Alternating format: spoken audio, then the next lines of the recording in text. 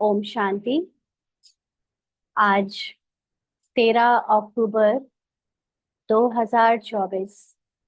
आज संडे के दिन बाप दादा की अव्यक्त मुरली है।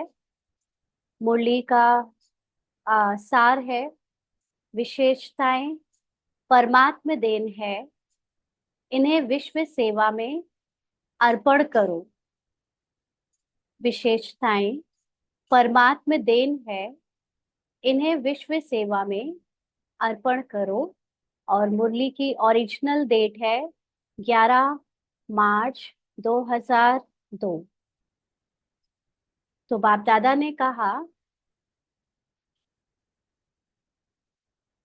आज ग्रेट ग्रेट ग्रैंडफादर ब्रह्मा बाप और शिव बाप अपने विश्व के चारों ओर के श्रेष्ठ भाग्यवान ब्राह्मण कुल को बहुत बहुत अरब खरब बार दिव्य अलौकिक जन्म की मुबारक दे रहे हैं।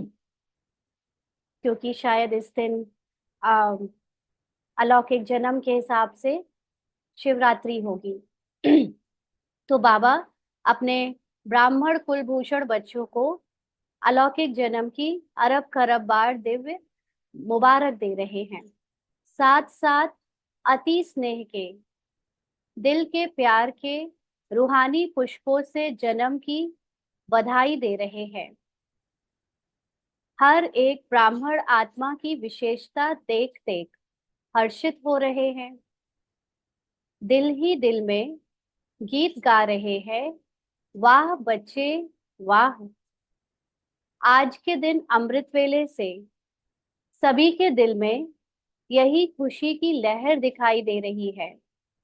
वाह बाप का, वाह बाप का और हमारा अलौकिक जन्म। बाप भी सभी बच्चों की अमृत वेले से बधाइयों की मालाएं देख देख खुश हो रहे हैं। यह बर्थडे सारे कल्प में इस संगम युग में ही मनाते हैं। सतयुग में भी ऐसा अलौकिक जन्मदिन नहीं मनाएंगे। वहां भी ऐसा विचित्र जन्मदिन नहीं होगा जो बाप और बच्चों का एक ही साथ जन्म हो। अब तक सुना है क्या कि बाप और बच्चे का जन्म एक दिन हुआ? भले ही बर्थ डेट मिल सकती है, लेकिन बर्थ ईयर तो नहीं मिलता होगा। लेकिन आज का दिन आप बच्चों का और बाप दादा का जन्म एक दिन मना रहे हो, तो वाह वाह के गीत गा रहे हो ना। तो शिव अवतरण के दिन ही ब्रह्मा और ब्रह्मा के सारे बच्चों का, यानी हम ब्राह्मण कुलभूषण पार्ट का जन्म होता है। जिस दिन शिव बाबा पहली बार धरती पर अवतरित होता है, उस दिन ब्राह्मण पार्ट का भी जन्मदिन होना होता है। क्योंकि उस दिन ब्रह्मा के द्वारा अनेक ब्राह्मण आत्माएं, भले ही वो उस समय पहली बार ज्ञान में उसी दिन नहीं आई, लेकिन अव्यक्त रूप में देखा जाए तो बाबा ने जैसे ही आधार रखा ब्रह्मा का, कि ब्राह्मण, उनको ब्रह्मा का टाइटल दिया, तो उनके द्वारा जितने भी ब्राह्मण बनने वाले हैं, भविष्य में बनने वाले थे, उन सब का कहीं ना कहीं वो जो भी जहां भी थे, अव्यक्त रूप में उनका भी जन्म हो ही जाता है। क्योंकि कभी ना कभी तो उनको भी ज्ञान में आना ही है, भले ही वो उस दिन कहीं कहीं और लौकिक पाठ बजा रहे हों।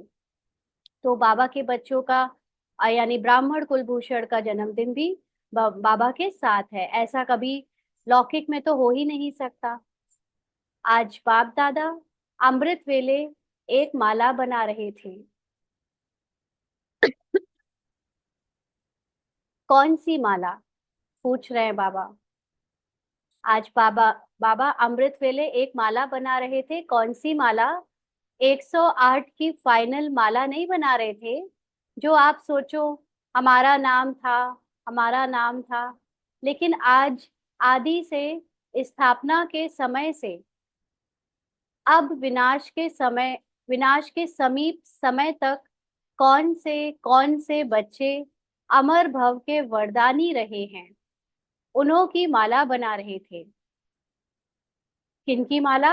अमर भव के वरदानी, मतलब जो बच्चे शुरू से अंत तक कंटिन्यू बाबा के ज्ञान में रहे, बीच में छोड़कर नहीं गए, या जिनका बाबा से निश्चय बीच में एक बार भी टूटा नहीं, ऐसे बच्चों का जो अमर रहे शुरू से अंत तक, उनकी माला बना रहे थे। यह भी ड्रामा अनुसार उन आत्माओं को ऊंचे ते ऊंचे भगवान के साथ सर्व चरित्र देखने सुनने का श्रेष्ठ पाठ है, लेकिन वह कितने थोड़े हैं। तो जो साकार बाबा के साथ जन्मे, जो दादियाँ या वरिष्ठ भाई, उन सब ने तो चरित्र भी देखा भगवान का साकार पार्ट में, तो उनका श्रेष्ठ पार्ट लेकिन कितने थोड़ों का है। आप सबका भी पार्ट है। क्यों? पूछ रहे हैं बाबा। बाप दादा ब्राह्मण वंशावली बना रहे हैं, इसीलिए विश्व के हिसाब से जो भी ब्राह्मण आत्माएं हैं वह बहुत बहुत बहुत भाग्यवान हैं। क्यों? बाबा के बच्चे ब्राह्मण आत्माएं बहुत बहुत भाग्यवान हैं। क्यों? कोटों में कोई की लाइन में, कोई में भी कोई, एक तरफ विश्व की कोटों आत्माएं, दूसरे तरफ आप हर एक ब्राह्मण एक हो। हम्म दूसरी तरफ आप हर एक ब्राह्मण एक हो, और एक तरफ विश्व की कोटों आत्माएं।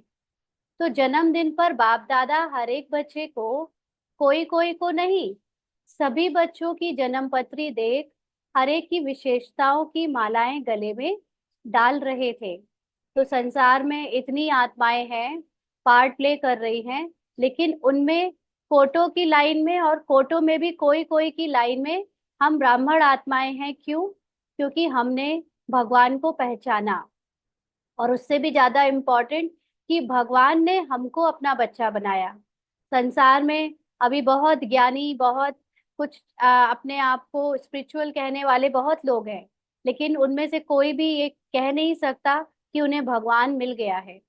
वो भगवान की अपने हिसाब से जितनी भी परिभाषा बता दें, लेकिन यथार्थ परिभाषा कोई नहीं बता सकता। तो बाबा के बच्चों का यानी हम ब्राह्मणों का इतना ऊंचा भाग्य है। तो बाबा अपने सभी बच्चों की जन्म पत्री देख रहा है कि हर एक की विशेषताओं की उसमें बाबा गले में माला डाल रहा है। आप सभी चाहे नए हैं, चाहे आदि के हैं, चाहे मध्य के हैं, यानी चाहे आप स्थापना में दादियों के समय आए, चाहे बीच में जब सेवा का विस्तार शुरू हुआ तब आए, और चाहे अंत में आ रहे हैं, लेकिन विशेष है और विशेष रहेंगे ही। सारा कल्प विशेष रहेंगे। सारा कल्प विश्व की सर्व आत्माओं की, आप श्रेष्ठ आत्माओं के ऊपर महानता की नजर रहती है। तो आप हर एक अपनी विशेषताओं को जानते हो? पूछ रहे हैं बाबा। आप हर एक अपनी विशेषताओं को जानते हो? बाबा ने तो हमें कह दिया कि हम इतनी श्रेष्ठ आत्माएं, इतनी महान आत्माएं हैं कि सारे विश्व की नजर हमारे ऊपर रहती है।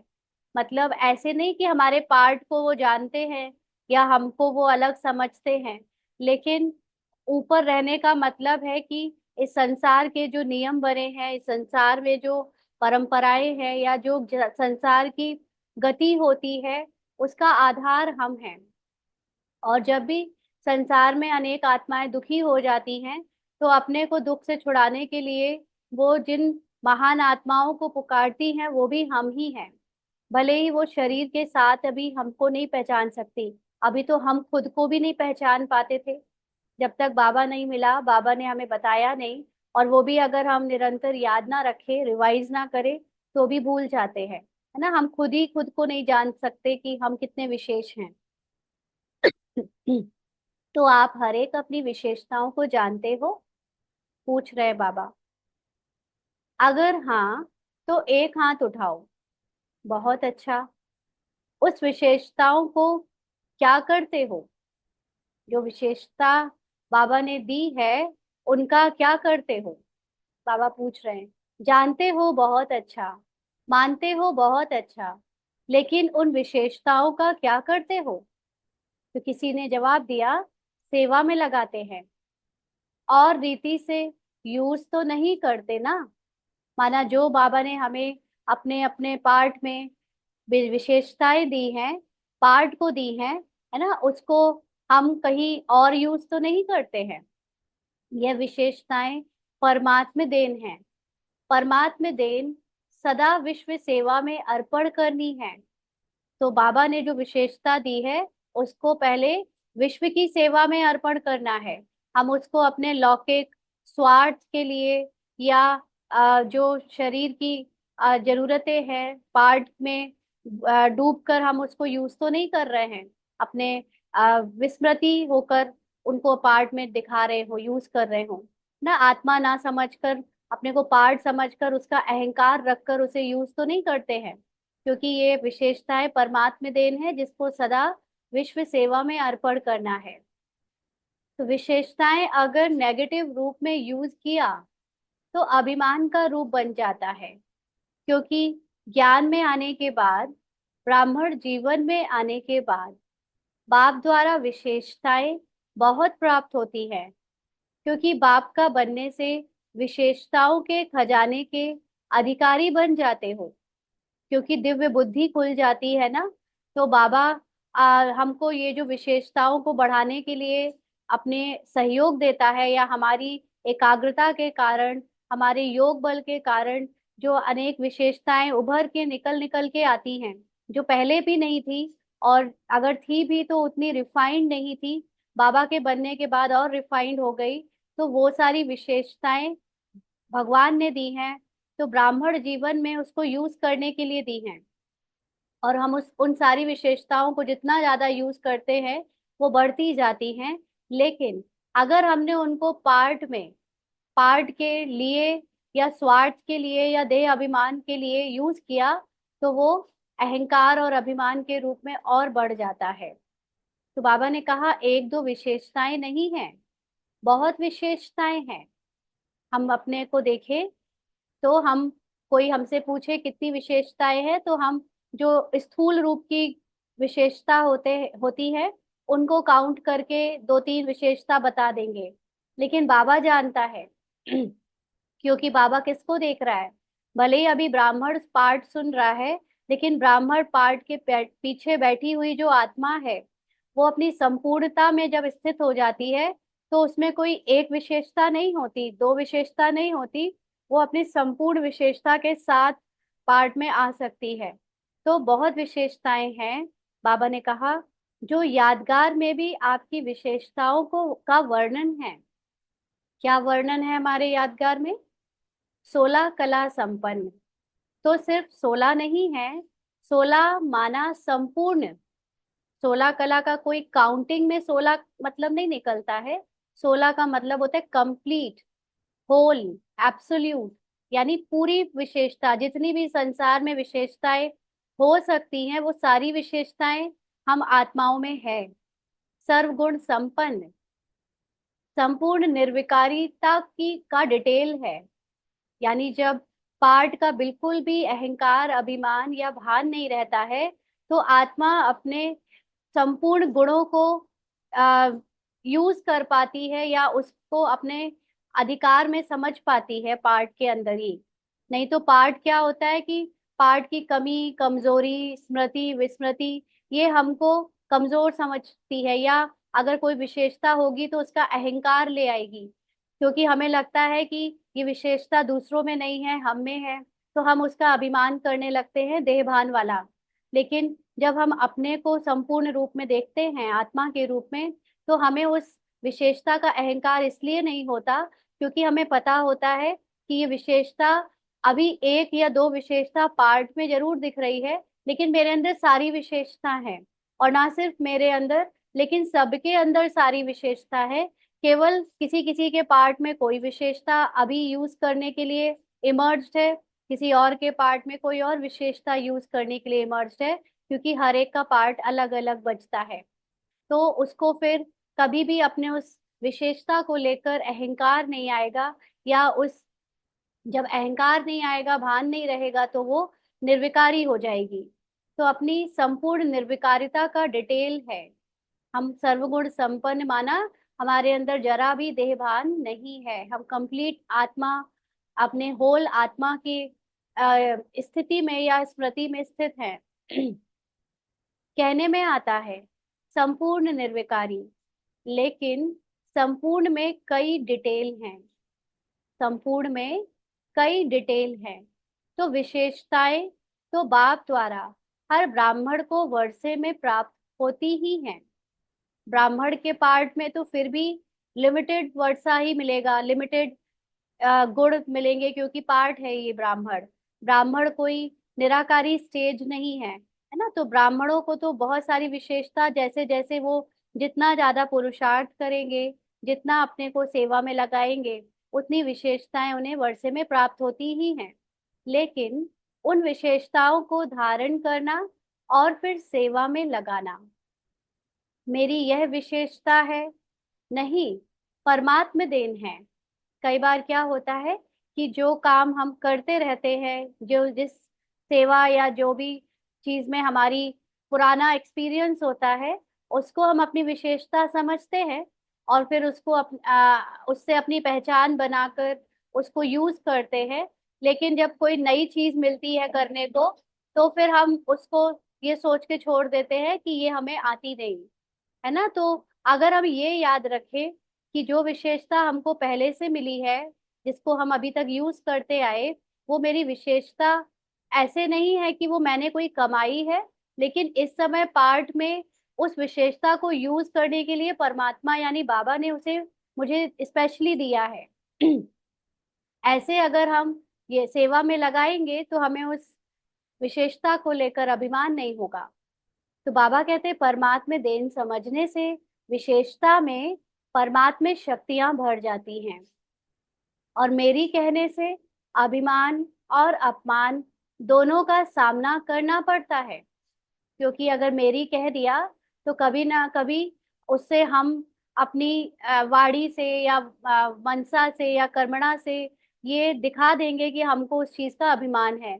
और अगर हमसे कभी उस विशेषता को लेकर गलती हो गई तो अपमान का भी सामना करना पड़ सकता है।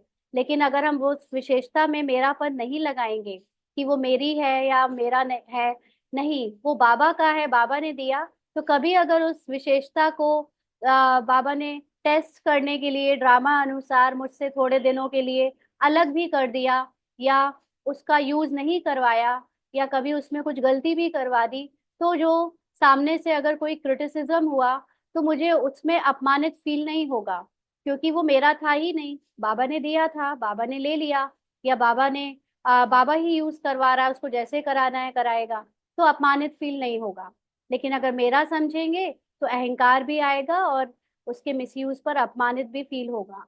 तो बाबा कहते हैं किसी भी प्रकार का अभिमान, चाहे ज्ञान का, चाहे योग का, चाहे सेवा का, चाहे बुद्धि का, चाहे कोई गुण का, जिसमें भी अभिमान होगा उसकी निशानी है। क्या निशानी है? उसको अपमान बहुत जल्दी फील होगा। अगर उसकी उस विशेषता में किसी ने कोई कमी निकाल दी, या सुधार करने के लिए कुछ बोल दिया, या कभी भी उस विशेषता को यूज करने के लिए सेवा नहीं दी, तो उसे क्या फील होगा? अपमानित फील होगा, बहुत जल्दी फील होगा। तो विशेष आत्माएं हो, अर्थात परमात्म देन के अधिकारी हो, तो विशेष आत्मा अपने को कहना, वो अभिमान में नहीं आना चाहिए। वो तब विशेष होना चाहिए क्योंकि उसको भगवान ने मुझे दिया है उस विशेषता के रूप में। अगर भगवान को बीच में लाएंगे, बाबा को बीच में लाएंगे, तो मुझे अपनी उन पार्ट में विशेषताओं का अभिमान अपमान नहीं होगा। लेकिन अगर मैं मेरी कह दिया तो फिर उसमें अभिमान अपमान दोनों आएगा। इसलिए हम परमात्म देन के अधिकारी हैं, ये याद रखें। तो आज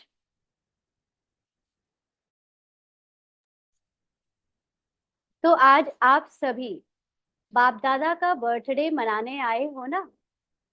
और बाप दादा आप सबका बर्थडे मनाने आए हैं। आप तो सिर्फ बाप दादा का बर्थडे मनाएंगे, लेकिन बाप दादा सारे ब्राह्मण कुल का बर्थडे मनाने आए हैं।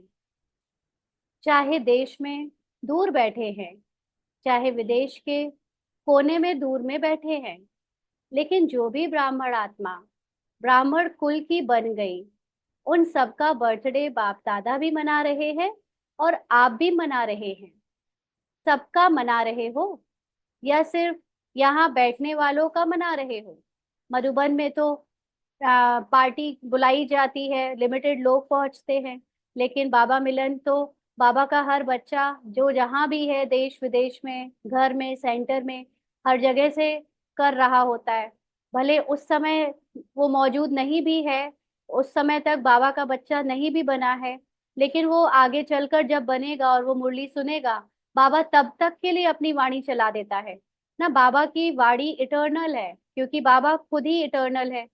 हम आत्माएं भी इटर्नल हैं, लेकिन अभी हम पार्ट में हैं, तो हमारी बात नहीं है, लेकिन बाबा तो इटर्नल रूप में ही आता है। तो बाबा की मुरलियां आदिकाल से जितनी भी चली हैं, वो अपने लास्ट लास्ट तक आने वाले बच्चों के हिसाब से चली हैं, कि बाद में भी जो बच्चा आए तो उसको भी पढ़ के ऐसा लगे कि मेरे से अभी के लिए ही बात हो रही है, मेरी अभी ही जो भी बातें हैं, दिल की समस्या है, उसको बाबा यहाँ पर उसका सॉल्यूशन दे रहा है। तो बाबा तो इटर्नल वे में बात करता है ना। इसीलिए बाबा कह रहे हैं कि सबका मना रहे हो या सिर्फ यहाँ बैठने वालों का मना रहे हो? क्या? बर्थडे। क्योंकि बाबा के धरती पर आते ही, शिव बाबा का अवतरण होते ही, हम बच्चों का भी अवतरण हो जाता है, जो जहां भी है। तो सभी याद है ना? सभी देख रहे हैं कि हमारा भी मना रहे हैं या नहीं। तो सबका मना रहे हैं। सबको मुबारक मुबारक मुबारक हो। मनाना अर्थात उमंग उत्साह में लाना। तो दिल में उत्साह है ना? वाह, हमारा अलौकिक जन्मदिन। तो आज अमृत वेले से जन्मदिन का उमंग उत्साह सभी में बहुत बहुत रहा ना। बाप दादा ने कार्ड भी देखे, आप इन आंखों से देखते हो। बाप दादा तो सूक्ष्म में ही आपसे पहले ही देख लेते हैं। तो बाबा ये किनसे कह रहा है? जो अभी पार्ट में अपने को देह समझते हैं, है ना। इसीलिए अपने को एक्सप्रेस भी कैसे करते? कुछ ना कुछ स्थूल वस्तु से एक्सप्रेस करते हैं। कार्ड बनाएंगे, अलग अलग गिफ्ट लाते हैं बाबा के लिए सजा सजा के। तो बाबा जानता है कि अभी बच्चों में स्थूलता है, अभी बच्चों में साकारी स्मृति है। इसीलिए वो बाबा को भी साकारी तरीके से खुश करने की कोशिश करते हैं, या अपने को एक्सप्रेस साकारी तरीके से करते हैं। लेकिन बाबा तो निराकार है, बाबा तो हर समय हर पल अपने हर बच्चे की भावना को जब समझता है, तो बाबा तो सूक्ष्म में ही कार्ड बनने से पहले ही देख लेता है बच्चों के अंदर, कि बाबा बच्चे क्या बाबा से रूरिहान करते हैं या भावना रखते हैं। लेकिन बाप दादा ने देखा सभी अपने दिल का उमंग दिखाने के लिए कितना उमंग उत्साह रखते हैं। आजकल तो ईमेल बहुत सस्ता है ना, तो ईमेल भी सभी बहुत करते हैं। बाप दादा के पास सब पहुंचता है, चाहे ईमेल हो, चाहे कार्ड हो, चाहे पत्र हो, चाहे दिल के संकल्प हो। तो बाबा की बच्चों की जैसी जैसी अवस्था होती है, ऐसे ऐसे बाबा से जो जिस तरह से भी पहुंचना चाहता है, बाबा सबके दिल की बातें जानता है, चाहे वो संकल्पों के रूप में, चाहे पत्र कार्ड या ईमेल के रूप में। अमृत वेले से वतन में अगर चारों ओर के कार्ड, पत्र, ईमेल, संकल्प सब इकट्ठे करो, तो देख देख कर बड़ा मजा आएगा। ये एग्जीबिशन विचित्र होती है। तो बर्थडे पर भविष्य के लिए संकल्प किया जाता है। अपनी बर्थडे जिस दिन होती है, तो क्या होता है कि हम आगे जीवन कैसा बिताना चाहते हैं, क्या चेंज करना चाहते हैं, उसके लिए संकल्प किया जाता है। तो जैसे बर्थडे का नंबर आगे बढ़ता है, वर्ष आगे बढ़ता है, ऐसे ही पुरुषार्थ में वह अपने अमूल्य जीवन में, मन में अर्थात संकल्प में, बुद्धि के निर्णय शक्ति में, वाणी में, सेकंड में सफलता मूर्त बनाने की शक्ति में, संबंध संपर्क में हर समय संपर्क संबंध वालों को कोई ना कोई प्राप्ति की अनुभूति हो, ऐसा अपने भविष्य वर्ष के लिए दृढ़ संकल्प का व्रत लिया। बहुत इंपॉर्टेंट बात है ये। जैसे हमारे हर साल बर्थडे जब बढ़ते जाते हैं, नंबर बढ़ते जाते हैं, हमारी उम्र जिसको हम कहते हैं साकार में कि वो बढ़ रही है, तो उसमें क्या होता है कि मैच्योरिटी आती जाती है, जिम्मेदारियां बढ़ती जाती है। तो ऐसे ही जब यहाँ पर बाबा के साथ हमारा अलौकिक जन्मदिन होता है, तो बाबा के बच्चों का पुरुषार्थ में भी, पुरुषार्थ के अलावा सेवा में भी, संकल्प में भी, निर्णय शक्ति और शक्तियों में भी, संबंध संपर्क में जिनके हम आते हैं, उनको हमारे द्वारा जो हम वो प्राप्तियां होती है उसकी अनुभूति में वो कुछ हर साल बढ़ता जाए, हर साल हमारे अंदर शक्ति बढ़ती जाए, पुरुषार्थ बढ़ता जाए, सेवा बढ़ती जाए, ऐसा दृढ़ संकल्प का व्रत लिया। पूछ रहे हैं बाबा।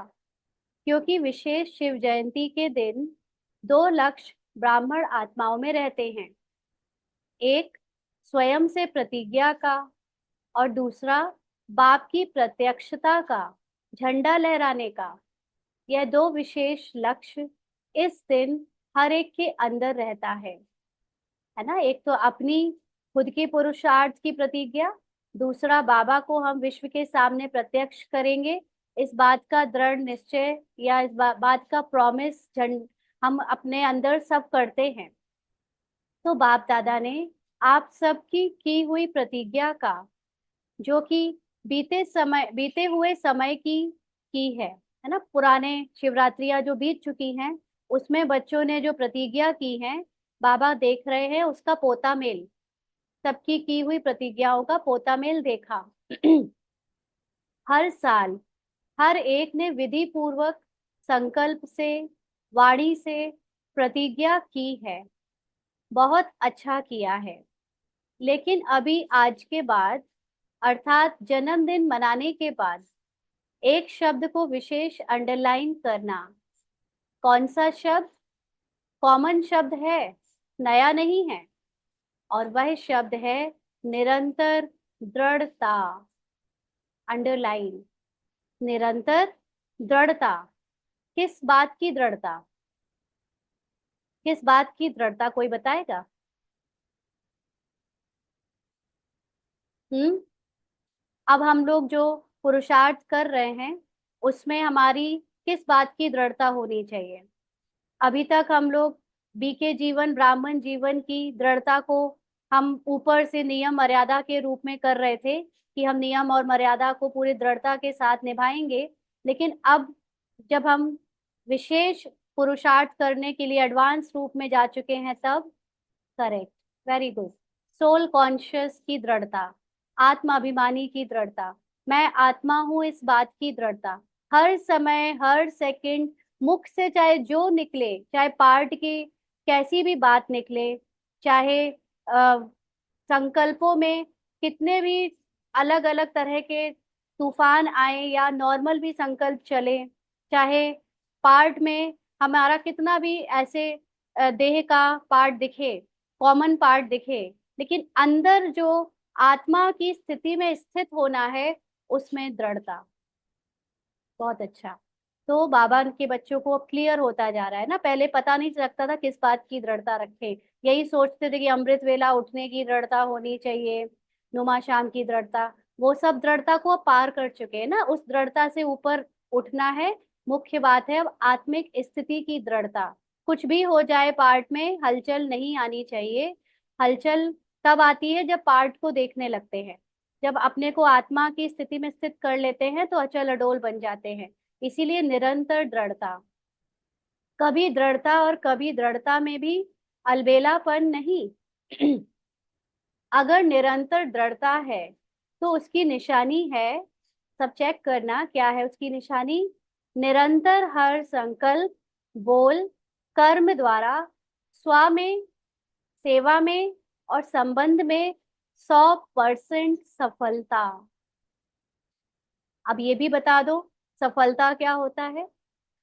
100% सफलता का मतलब क्या होता है?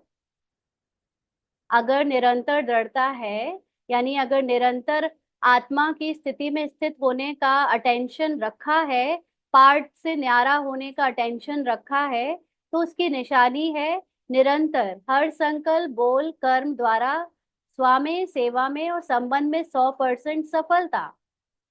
अब बताएं यहाँ पर सफलता का मतलब क्या हुआ? हम्म सफलता का मतलब हम जो भी पार्ट प्ले कर रहे हैं, हाँ, ये सारी चीजें तो हमारे अंदर हैं, कि फीलिंग में ना आना या ड्रामा। सफलता का मतलब मुख्य बात होती है कि जब हम किसी के द्वारा या किसी के साथ संपर्क में आ रहे हैं, तो सफलता का मतलब कि दोनों लोग उस संपर्क में सेटिस्फाइड और संतुष्ट होंगे। हमारे द्वारा जो पार्ट बजा है उसमें हमारी आत्मिक अवस्था होने के कारण या हमारी आत्मिक स्मृति होने के कारण मैं भी और सामने वाला भी संतुष्ट होगा, चाहे सेवा में, चाहे बोल और कर्म द्वारा, संकल्प द्वारा, संबंध संपर्क में आने में। हर समय अभी हमारा क्या होता है कि अभी हमसे कोई संतुष्ट है, कोई नहीं है। हम किसी से संतुष्ट हैं, कभी नहीं है। अंदर से स्थिति ऊपर नीचे हलचल में आती रहती है, लेकिन अंदर से एकदम अचल अडोल। ये है निशानी दृढ़ता की। अगर निरंतर हमारे अंदर आत्मिक स्थिति का अभ्यास है, तो हम अंदर से हमेशा अचल अडोल रहेंगे, चाहे संकल्प बोल कर्म में, स्वा में या सेवा में। ऊपर से हलचल भी आ जाए, लेकिन अंदर हमें पता है कि हम अचल अडोल हैं। तो जब तक इन सभी बातों में ब्राह्मण में सदा सफलता कम है, तब तक प्रत्यक्षता ड्रामा अनुसार रुकी हुई है, अंडरलाइन। तो जब तक ब्राह्मणों में सफलता कम है, मतलब ब्राह्मणों में आत्मिक स्थिति का अभ्यास नहीं है, ब्राह्मणों में आत्मिक स्थिति को अभी अनुभव में नहीं लाया है, तब तक ड्रामा अनुसार प्रत्यक्षता। किस बात की प्रत्यक्षता? पहले तो बाबा के बच्चे ही प्रत्यक्ष होंगे ना, फिर बाबा प्रत्यक्ष होगा। तो प्रत्यक्षता मतलब ये आत्माएं संसार में एक बहुत अलग आत्माएं हैं। मतलब वो हमको संसार वाले आत्मा के रूप में नहीं देखते, लेकिन हमारा जो पार्ट है वो बहुत दिव्य और अलौकिक दिखने लगे जब सबको। क्योंकि अभी भी किसी किसी को दिखता है, कभी कभी दिखता है, लेकिन अगर कोई ज्यादा गहराई से यज्ञ के साथ में अंदर आ जाए, बाहर वालों को तो अभी दिखता है, लेकिन जितना जितना हम परिवार के साथ अंदर आते जाते हैं, है ना, जितना हम क्लोज यज्ञ में जाते हैं, तो हमें फिर दूसरी चीजें भी, दूसरों की कमी कमजोरियां और पार्ट में अनेक बातें दिखनी शुरू हो जाती हैं। तो फिर वो चीज रुक जाती है, क्योंकि वो निरंतर नहीं है ना। इसीलिए जब हमारे अंदर कंटिन्यू आत्मिक अनुभव होगा, तो फिर प्रत्यक्षता भी हो जाएगी। प्रत्यक्षता का मतलब जो अभी ये भगवान के बच्चे हैं, इनको भगवान ने पढ़ाया है, ये कितने ऊंचे हैं, कितने दिव्य हैं, हमसे अलग हैं, फरिश्ते हैं, ये चीज जो अभी फेमस होनी रह गई है, ये हो जाएगी। बाबा कहते हैं सफलता प्रत्यक्षता का आधार है। हमारी अचल अडोल स्थिति, यही प्रत्यक्षता का आधार है। अभी ब्राह्मण्स भी कितना हिलते हैं, कितना अंदर से बार बार ऊपर नीचे होते हैं, चाहे वो घर गृहस्थी में रहने वाले ब्राह्मण हैं, चाहे वो सेंटर में रहने वाले समर्पित ब्राह्मण हैं, है ना। अभी भी सबकी नंबरवार स्थिति है अलग अलग, कोई ज्यादा किसी की कम। तो बाबा कहते हैं हर बोल सफलता पूर्वक हो, हर संकल्प सफलता पूर्वक हो। इसीलिए आजकल के यादगार में भी गुरु कहलवाने को वालों को सत वचन महाराज कहा जाता है। तो जब हम आत्मा की स्थिति में स्थित होकर कुछ भी बोलते हैं, जिसमें ड्रामा का बिल्कुल भी प्रभाव नहीं होता, तब हमारे हर बोल सफलता पूर्वक होते हैं। माना हर बोल में जिसके लिए भी जो बोला वो हो जाता है, और जो सोचते हैं वो तुरंत प्रैक्टिकल हो जाता है। तो संकल्प और बोल में सफलता हो, इसीलिए इस हमारी जो इस समय अवस्था बनती है, जिन हमारे में सबकी बने या ना बने, लेकिन जो मुख्य लोगों की बन जाती है, उनके यादगार में जो भक्ति मार्ग में गुरुओं के लिए कहा जाता है ना सतवचन महाराज, वो उसको कॉपी कर लिया है। तो बाबा कहते हैं वो भक्ति में चाहे झूठ भी बोल रहे हों, लेकिन भक्त कहते हैं सतवचन। तो यह आपके वचन का गायन है। इस समय हमारी आत्मिक अवस्था में दिए गए वचन या बोल का गायन भक्ति में उस तरह से किया गया है। महाराज, महान तो आप ही बनते हो ना। हम्म। बाबा कह रहे हैं महाराज, महान तो आप ही बनते हो ना। इसीलिए सतवचन महाराज माना महान आत्माएं। कौन महान आत्माएं? हम। महान सिर्फ ब्राह्मण नहीं, ब्राह्मणों में भी जो आत्मा की अवस्था में टिककर पाठ बजाएगा ब्राह्मण का, वो महान आत्माएं। ब्राह्मण तो ऊपर से देखने में यूनिफॉर्म और नियम मर्यादा वाले बहुत हैं, लेकिन अंदर से जिसकी आत्मिक स्थिति निरंतर है, वो है महान आत्माएं। तो बाबा कहते ऐसे कभी नहीं सोचो कि मेरा भाव नहीं था लेकिन बोल दिया, निकल गया। बिना भाव के, भावना के बोल नहीं निकलते हैं। यह तो चलाने की बात है। कभी कहते हैं निकल गया। क्यों निकल गया? क्यों? कंट्रोलिंग पावर नहीं है क्या जो निकल गया? हो गया तो राजा नहीं है। कोई कोई कर्मेंद्रियों के वशीभूत हो गए ना, जो निकल गया, हो गया। तो ऐसी बातें कौन बोलता है? देखो, पार्ट तो चल ही रहा है, क्योंकि पार्ट में अभी जो हिसाब किताब बचा है, जो पार्ट के 63 जन्मों की प्रारब्ध बची है, कर्म भोग या जो भी देह की भान, देह के पहचाने आइडेंटिटीज जो अभी बची हुई है अंदर, वो तो पार्ट बजवा ही रही हैं। लेकिन जब पार्ट बच जाता है और उसमें जो भी शब्द निकल जाते हैं या कुछ कर दिया जाता है, तो उसके बाद जब हम ये बोलते हैं कि मेरी भावना नहीं थी, मेरे से ऐसा हो गया, मेरी भावना नहीं थी, मैंने ऐसे बोल दिया, तो ये कौन बोलता है? ये पार्ट कॉन्शियसनेस बोलता है। ये पार्ट में डूबा हुआ ही बोलता है कि मेरी भावना नहीं थी, मेरे से हो गया। तब ये समझ आता है कि पार्ट अपने आप को बचाने के लिए एक्सक्यूज दे रहा है। जबकि जिसने ज्ञान को अच्छे से उठाया है, जिसने ज्ञान को यथार्थ समझा है और जो अपनी आत्मिक अवस्था में स्थित है, वो कभी ये नहीं बोलेगा कि मेरे से भूल गया या मेरे से ये हो गया। क्योंकि वो जानता है कि जो भी बोला गया, जो भी किया गया, जो भी पार्ट में चल रहा है, वो मैं नहीं हूँ। वो ड्रामा अनुसार, फिक्स स्क्रिप्ट के अनुसार ऑटोमेटिकली हो रहा है। और क्योंकि वो अपने को आत्मा जानता है, यानी वो निरंतर बाबा की याद में है, तो इसलिए वो उस पार्ट के प्रभाव में नहीं आएगा। तो वो अपने आप को कंट्रोल करके रखता है। माना उसके अंदर जो कंट्रोलिंग पावर है वो ये कि वो कभी भी ड्रामा के पार्ट से अपने आप को पहचान नहीं बनाता है। वो उससे न्यारे होकर रहता है। इसलिए वो ये कभी नहीं बोलेगा कि मेरे से गलती से ये हो गया। यानी आत्मिक अनुभव में पार्ट को अलग रखेगा।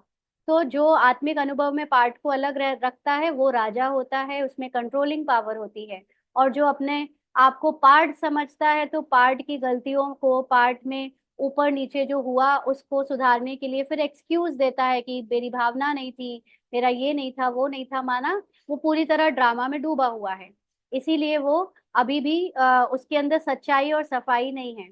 सच्चाई सफाई का मतलब ये नहीं होता कि हम पार्ट में सब सच बोल रहे हैं, पार्ट में हम साफ सुथरे रहते हैं, नहीं। सच्चाई सफाई का मतलब होता है मैं अपने को आत्मा जानती हूँ, आत्मा के सच को जानती हूँ, आत्मा के सत्य में स्थित हूँ। और साफ दिल, माना आत्मा सबको साफ दृष्टि से देखती है। आत्मा जैसे खुद को साफ और संपूर्ण जानती है, वैसे ही सबको सत्य और संपूर्ण जानती है, साफ जानती है। इसको कहते हैं सच्चाई और सफाई। तो कोई भी अगर आत्मानुभवी है, आत्मा की स्थिति में स्थित है, तो वो कभी ये नहीं बोलेगा कि मेरे से हो गया। तो बाबा कहते हैं इसका मतलब आप राजा नहीं हो, आपके अंदर अभी कंट्रोलिंग पावर नहीं है, माना आप अभी अपनी आत्मा की स्थिति में स्थित नहीं हो। तो कोई कोई कर्मेंद्रियों के वशीभूत हो गए ना, जो निकल गया, हो गया। तो कर्मेंद्रियों के वशीभूत कौन होता है? पार्ट होता है, मन होता है। मन बुद्धि जो पार्ट में डूबी हुई है वो होती है, आत्मा नहीं होती। तो इस वर्ष में मुबारक के साथ निरंतर हर बात में दृढ़ता को अंडरलाइन करना, हर बात में अपने को बार बार आत्मा याद दिलाने का अटेंशन, ये है दृढ़ता। इसको अंडरलाइन करना। आज बर्थडे है इसीलिए बाप दादा आज नहीं सुनाते हैं, लेकिन सभी के चार्ट से बाप दादा ने एक बात नोट की, लेकिन लास्ट बारी में सुनाएंगे। आज तो मनाना है, सुनाना नहीं है। बाबा ने कोई बच्चों की कमी को या पार्ट में कुछ नोटिस किया तो बाबा कहते लास्ट बाबा मिलन में सुनाएंगे। अभी तो जो है शिवरात्रि या बर्थडे मनाने आए हैं, तो सुनाने मनाने आए हैं, सुनाना नहीं है। तो बाबा ने कहा 15 दिन के बाद सुनाएंगे। बाप दादा सुनाए तो 15 दिन में सब ठीक हो जाएंगे, ऐसा किसी दादी ने कहा कि अगर बाबा अभी सुना दे तो हम वो 15 दिन में सबको ठीक, वो गलती को ठीक कर लेंगे। बाबा कहते अच्छा, पहले कहो 15 दिन में करेक्शन हो जाएगी फिर तो सुनाना ठीक है। अगर 15 दिन में परिवर्तन हो जाए तो बाप दादा तो पता नहीं क्या कर देंगे। हाँ, तो सुनाए क्या, पूछ रहे हैं बाबा। तो 15 दिन में परिवर्तन हो जाएगा, पूछ रहे हैं। संकल्प करेंगे, अच्छा पांडव करेंगे, सुनाए। सुनाना तो सहज है, करेंगे, करना पड़ेगा। बाप दादा ने पीछे वालों से, माताओं से, टीचर से, डबल फॉरेनर्स सबसे पूछा। सभी ने हाथ हिलाया। हाथ तो सब बहुत अच्छा उठा लेते हैं। फिर बाबा ने पूछा, डबल फॉरेनर्स के 3 ग्रुप है ना? 3 ग्रुप में कौन कौन से ग्रुप आते हैं? अंतर्मुखी, मस्ताना, शक्ति ग्रुप। अच्छा, अंतर्मुखी ग्रुप हाथ उठाओ। अंतर्मुखी में थोड़े हैं। दूसरा ग्रुप है मस्ताना। अच्छा, मस्ताना ग्रुप वाले खड़े हो जाओ। सदा मस्त रहने वाले ना, जो फॉरेनर्स आते हैं, विदेशी आते हैं, उनको 3 ग्रुप में डिवाइड किया गया है। कोई अंतर्मुखी के अंदर आता है, कोई मस्ताना के अंदर और कोई शक्ति ग्रुप के अंदर। तो बाबा ने मस्ताना वालों से कहा कि मस्ताना का मतलब जैसे सदा मस्त रहने वाले। मस्ताना का अर्थ क्या हुआ? तो बाबा ने कहा सदा मस्त रहने वाले ना। और तीसरा ग्रुप है शक्ति। शक्ति ग्रुप शक्तिशाली है ना। नाम तो बहुत अच्छे रखे हैं।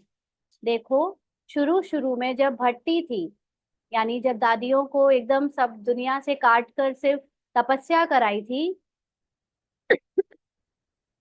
तो आपके ग्रुप्स के नाम क्या थे? तो तब 3 ग्रुप थे।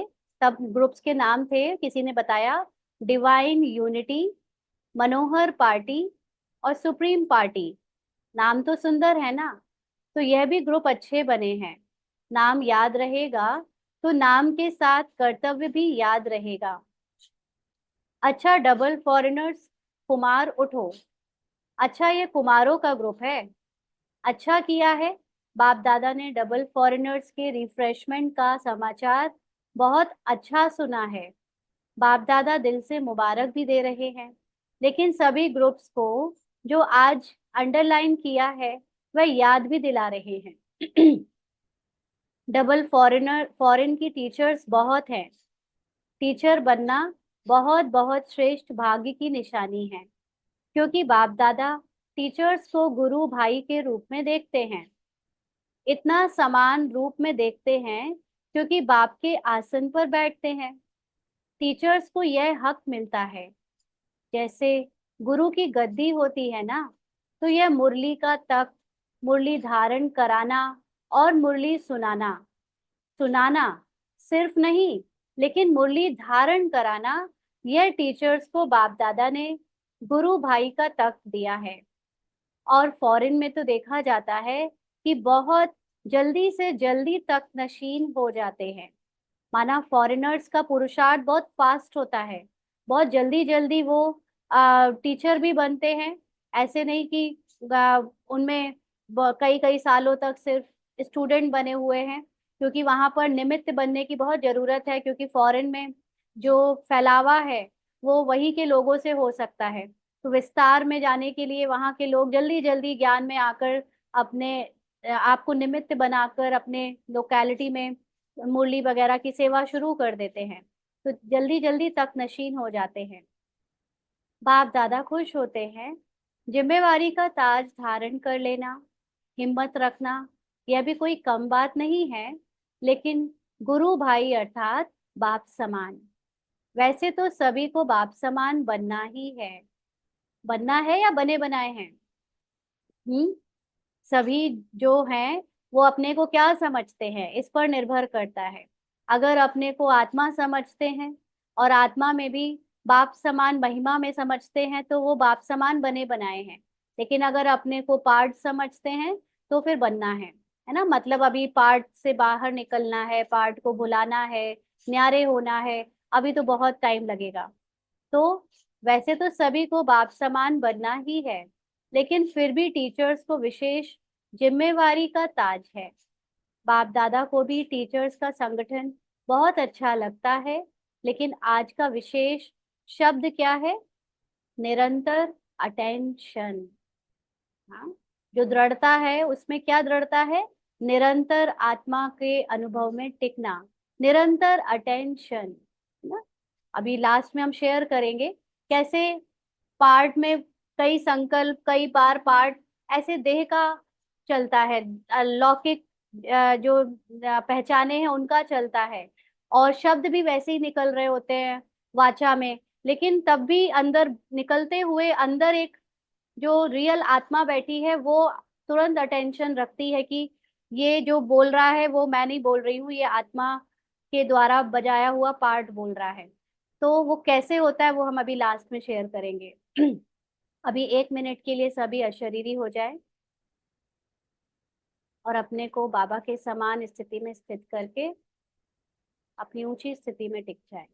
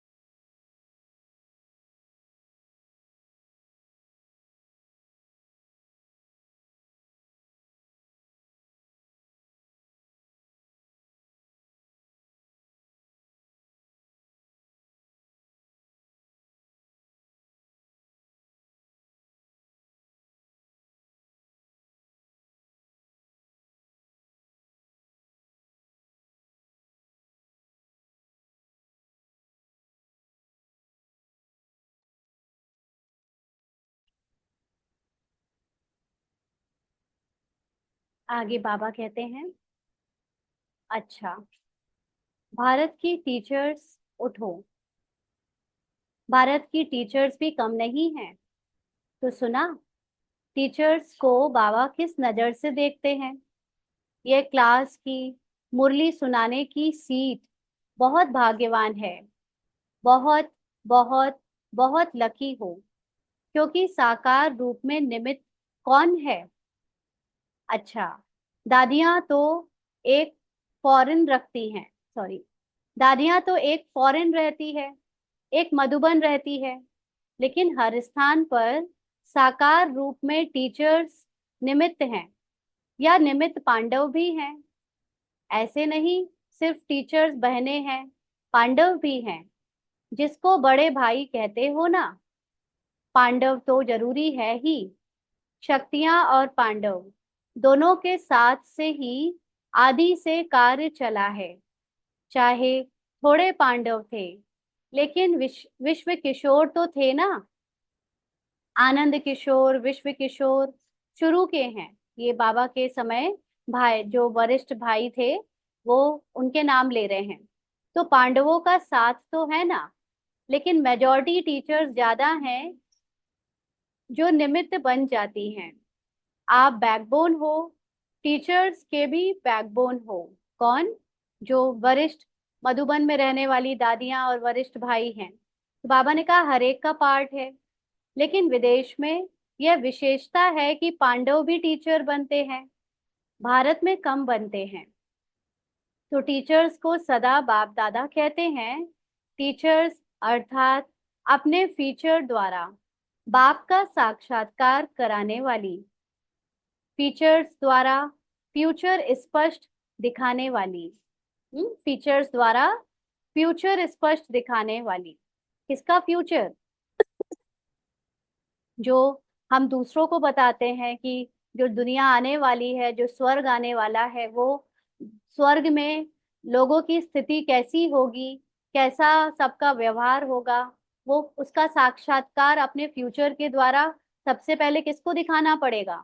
टीचर्स को ही दिखाना पड़ेगा, जो दूसरों को बता रहे हैं, है ना। तो इसीलिए उनके ही फीचर से बाबा का साक्षात्कार होना चाहिए। तो ऐसी टीचर्स हो ना, पूछ रहे हैं बाबा, आपको देखकर दूसरे ये समझ सकते हैं कि हाँ स्वर्ग में वाकई ऐसा होगा? क्योंकि अगर हमारे बोलने में और करने में अंतर है, तो फिर कैसे मानेंगे कि जो सिखा रहे हैं वो सच है? तो बाबा ने कहा जो आपको देख बाप दादा के पालना की अनुभूति हो। जब तक साकार बाबा रहा, तो साकार बाबा ने जितनी अच्छी पालना दी, उतनी अच्छी पालना टीचर्स भी देकर दिखाएं। जिस पालना का मतलब सिर्फ ये नहीं है कि मधुबन गए या सेंटर में जो स्टूडेंट आए तो उनको बैठना, खिलाना पिलाना या टोली देना, यही पालना होती है। ये तो स्थूल रूप की पालना केवल उनको एंगेज करने के लिए है, क्योंकि वो पार्ट में डूबे हुए आते हैं, साकारी पार्ट में देह भान में आते हैं, तो वो खींचने के लिए एक आकर्षण है।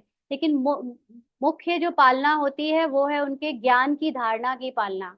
जैसे बाप दादा ने अपने पाठ में, जब तक उनका साकार पाठ बजा, तब तक एक एक बच्चे को जिस तरह से उन्होंने ज्ञान की धारणा कराई, समझवाई, और उनको आत्मिक अनुभव का अभ्यास कराया, ऐसे टीचर्स अगर कराती हैं, उनको आत्मिक अनुभव में टिकाती हैं, तो मुख्य पालना ये होती है। ना कि सिर्फ, है ना, खाना खिलाना और वो सेंटर में उनको अच्छा अनुभव कराना, सिर्फ इतना नहीं होता। मुख्य बात है उनको साक्षात्कार कराना, हर एक जो सेंटर आ रहा है उसको अपने आप से मिलाना, उसको उसकी आत्मा से मिलाना, और उसको ना सिर्फ आत्मा से मिलाना, लेकिन वो दूसरों को भी आत्मा के रूप में देखे, ऐसा उसको सिखाना। तो बाबा कहते हैं कि परमात्म गुण जो आपको देख बाप दादा के पालना की अनुभूति हो, परमात्म गुण, परमात्म शक्तियां आपके चेहरे से दिखाई दे, बोल से दिखाई दे। ऐसे नहीं कि फलानी टीचर ने बोला, नहीं, बाप दादा ने टीचर्स के फीचर्स द्वारा अनुभव कराया। बाप से हर एक का कनेक्शन जोड़ना, यही है टीचर्स का कर्तव्य। ऐसे नहीं कि स्टूडेंट आए तो वो बाप दादा की जगह टीचर से ही अटैच्ड हो जाएं, टीचर को ही सब कुछ मानने लगे, टीचर नहीं तो कोई नहीं, ऐसा नहीं ना। उनको टीचर्स के चरित्र में बाबा दिखे और वो बाबा से जुड़े। तो बाबा कहते हैं हर एक के दिल से हर समय बाबा निकले। यह ग्रुप्स भी अच्छे बनाए हैं, क्योंकि पर्सनल रिफ्रेशमेंट मिलने से अनुभूति अच्छी करते हैं। पर्सनल रिफ्रेशमेंट का मतलब पर्सनल खाने वाली टोली दे देना नहीं, है ना, थाली दे देना नहीं, लेकिन रिफ्रेशमेंट का मतलब ज्ञान का भोजन कराना ना। अभी कुछ दिन पहले एक बहन हमसे कहती है, वो काफी दिन से बीमार थी, कि दीदी गुरुवार की टोली नहीं मिल रही, कोई देने नहीं आ रहा है। तो उनको ये बोला बहन कि अब ये टोली को भूल जाओ, अभी ज्ञान की टोली लो। नहीं, आदत पड़ चुकी है हमें बस खाने खाने की, उसी की टोली को समझने की। अभी इससे ऊपर उठो, हम आत्मा है, आत्मा का कोई साकारी भोजन से अटैचमेंट नहीं होना चाहिए। मिले तो ठीक, नहीं मिले तो ठीक, लेकिन मुख्य बात है ज्ञान के लिए हमको इतनी अंदर से वो क्यों नहीं होती कि ज्ञान छूट गया मेरा, ज्ञान क्यों नहीं ले पाए हम। और अगर भोजन या भोग नहीं मिला तो पीछे पीछे भागते हैं, दौड़ते हैं कि वो टोली ना छूट जाए। मधुबन में भी कितना टोली के लिए पीछे पीछे अपने आप को धक्का मुक्की में भी लगा देते हैं, लेकिन ज्ञान के लिए इतनी ललक क्यों नहीं है, उसका अनुभव, उसका धारण करने के लिए उतनी अंदर से जिज्ञासा क्यों नहीं है ना। तो पर्सनल रिफ्रेशमेंट का मतलब है ज्ञान को अंदर से जानने की इच्छा होना, सच्चे ज्ञान को धारण करना। तो बाबा कहते हैं कि पर्सनल रिफ्रेशमेंट मिलने से अनुभूति अच्छी करते हैं। यानी पर्सनल किसी किसी को अगर अपने ज्ञान के पॉइंट्स या ज्ञान का डिस्कशन हो जाए, जो भी उनको समझ है वो समझ मिल जाए, तो अच्छा अनुभव करते हैं। ग्रुप्स में रिजल्ट अच्छी निकली ना, अच्छा है। चारों ओर के जन्म उत्सव मनाने वाले श्रेष्ठ ब्राह्मण आत्माओं का को सदा अलौकिक जन्म के अलौकिक दिव्य कर्तव्य करने वाली श्रेष्ठ आत्माओं को सदा एक बात दूसरा न कोई ऐसे एक नामी और सर्व खजानों के एका नामी के अवतार बच्चों को सदा हर वरदान और वर्षे को जीवन द्वारा प्रत्यक्ष करने वाले उमंग उत्साह में रहने वाले बच्चों को बाप दादा का अलौकिक जन्म के मुबारक सहित याद प्यार और नमस्ते। हम रूहानी बच्चों की रूहानी बाप दादा को याद प्यार, गुड मॉर्निंग और नमस्ते बाबा, शुक्रिया, थैंक यू बाबा। दादियों से बाबा ने कहा, दादी जी ने बाप दादा का बर्थडे की बहुत बहुत बधाई दी। आज माला में आप सब आए, माला याद की ना, आदि की स्थापना के रतन, तो उसमें आप माला के मड़के थे। माला के मड़के मतलब जो पुरुषार्थ में बहुत अच्छे पुरुषार्थी थे, तो माला के मड़के थे। तो बाबा ने दादी से कहा, अच्छा है स्थापना में भी निमित्त बने, पालना में भी निमित्त बने, अभी बाप के साथ चलने में भी निमित्त बनेंगे। क्या दरवाजा बाप दादा अकेला खोलेगा? नहीं, आपके लिए रुके हुए हैं। तो बाप दरवाजा कोई स्थूल दरवाजे की बात नहीं है। दरवाजे का मतलब होता है कि आत्मा जब अपने सारे पार्ट से मुक्त हो जाए, सेवा के भी पार्ट से मुक्त हो जाए, तो बाबा अभी रुका हुआ है, ब्रह्मा बाबा अव्यक्त शरीर में है, सेवा कर रहा है अभी भी, तो वो बाबा का ये पार्ट भी ओवर हो जाए, उसको कहते हैं दरवाजा खोलना। तो बाबा अकेला तो निमित्त पार्ट नहीं छोड़ेगा, सभी आत्माओं को फिर अपने पार्ट से मुक्त होकर निराकारी स्थिति में शांति धाम जाना पड़ेगा, माना उस स्थिति में टिकना पड़ेगा। तो अकेले बाबा जाएगा नहीं, आपके लिए रुके हुए हैं, आओ तो दरवाजा खोलें, माना अपनी स्थिति बनाओ, सब बच्चे तैयार हो जाओ ये पार्ट छोड़ने के लिए, तो दरवाजा खोलें। लेकिन सेवा पूरी करनी पड़ेगी ना।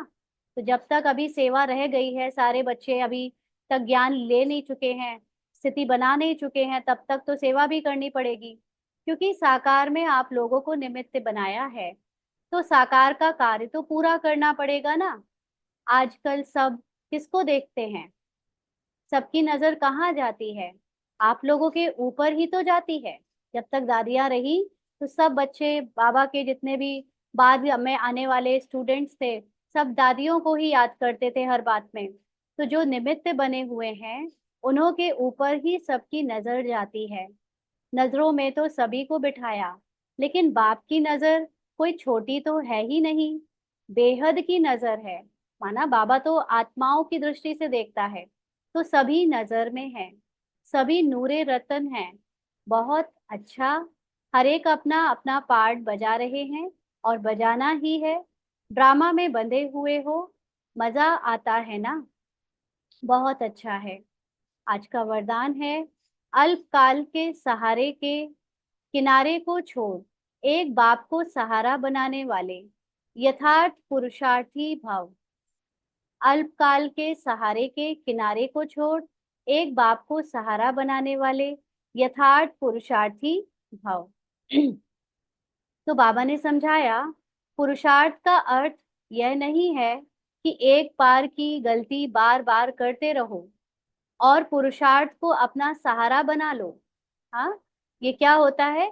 जब हम ड्रामा में डूबे होते हैं, तो जो गलती बार बार ड्रामा के पार्ट में होती है, तो उसको हम पार्ट बनकर बाबा से माफी मांगते हैं। और फिर वो पार्ट में गलती बार बार इसलिए होती रहती है क्योंकि अभी तक हमने आत्मा को रियलाइज नहीं किया और आत्मा के सत्य में टिकना सीखा नहीं।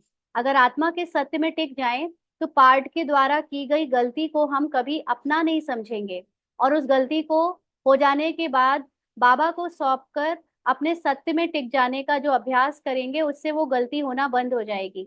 लेकिन क्योंकि पार्ट में डूबे होते हैं, तो बार बार वो देहभान से गलती होती रहती है और उसको कहते रहते हैं कि पुरुषार्थी है ना बाबा, पुरुषार्थ कर रहे हैं ना बाबा। तो इसलिए बाबा कहते, ये एक बार की गलती बार बार करते रहो और पुरुषार्थ का सहारा बना लो, ये पुरुषार्थ का अर्थ नहीं है। यथार्थ पुरुषार्थी अर्थात पुरुष बन, रथ द्वारा कार्य कराने वाली। पुरुष मतलब आत्मा बन, रथ यानी रथ में, रथ ये किसको मिला है? पार्ट को मिला है, तो पार्ट के द्वारा कार्य कराने वाली। अभी अल्पकाल के सहारे के किनारे छोड़ दो। कई बच्चे बाप के बजाय हद के किनारों को सहारा बना लेते हैं। चाहे अपने स्वभाव संस्कारों को, चाहे परिस्थितियों को। यह सब अल्पकाल के सहारे दिखावा मात्र, धोखेबाज हैं। एक बाप का सहारा ही छत्र छाया है। बहुत गहरी बात है इसमें। यानी जब हम आत्मा की स्थिति में स्थित नहीं होते, लेकिन पार्ट को ही जीते हैं, पार्ट में डूबे रहते हैं, वो चले बीके पार्ट ही क्यों ना है, तो उसमें हमारे जो स्वभाव संस्कार 63 जन्म के अभी आते हैं, हम उन स्वभाव संस्कार को आधार बना लेते हैं कि वो इतने पुराने हैं ना, इसीलिए बार बार आ रहे हैं, या परिस्थितियां ऐसी है ना, इसलिए ऐसा हो रहा है। तो ये जो अल्पकाल का हमने आधार बना रखा है, अपने पार्ट को बजता हुआ देखते हैं और उसको सत्य समझ लेते हैं, तो ये धोखेबाज है, क्योंकि ये हमारा सत्य नहीं है। सत्य वो है जो आत्मा का सत्य है, आत्मा की सर्वगुण संपन्नता का सत्य है। तो बाप का सहारा मतलब अपने को संपूर्ण आत्मा समझना। अगर ये है हमारा आधार, तो ही हम उनकी छत्र छाया में रह सकते हैं, माना पार्ट की कमी कमजोरियों से निकलकर अपने को संपूर्ण समझ पाएंगे। और अगर हम बार बार ये पार्ट की कमी कमजोरी, स्वभाव संस्कार संकल्प को आधार बना लेंगे, तो उसमें डूबे रहेंगे, तो ये धोखा देकर हमें पुरुषार्थ नहीं करने देगी। हम पुरुष के अर्थ में यानी आत्मा के अनुभव में टिक नहीं पाएंगे। तो इसलिए बाबा को सहारा बनाओ, माना अपनी सोल कॉन्शियस स्थिति को सहारा बनाओ, ना कि बॉडी कॉन्शियस के पार्ट को बार बार याद करो। स्लोगन है, नॉलेजफुल वह है जो माया को दूर से ही पहचान कर स्वयं को समर्थ बना ले। तो नॉलेजफुल होने का मतलब, जब मैं आत्मा अपने सत्य संपूर्णता को जानती हूँ, तो जो भी असंपूर्णता की बातें हैं, जो भी ड्रामा की बातें हैं, वो अगर कहीं संकल्प में भी टच हुई या स्मृति में भी आई, तो दूर से ही आत्मा जान जाती है कि अभी संकल्प में या संस्कार में माया आने वाली है। और मैं आत्मा अपने सत्य को तुरंत पकड़कर बैठ जाती हूँ, ताकि वो माया आ ना पाए और मैं समर्थ स्थिति में स्थित रहूं, या अगर माया आए भी तो भी मैं अपनी समर्थता को भूल ना पाऊं। तो इसको कहते हैं नॉलेजफुल होना। अच्छा, आज के अव्यक्त इशारे हैं।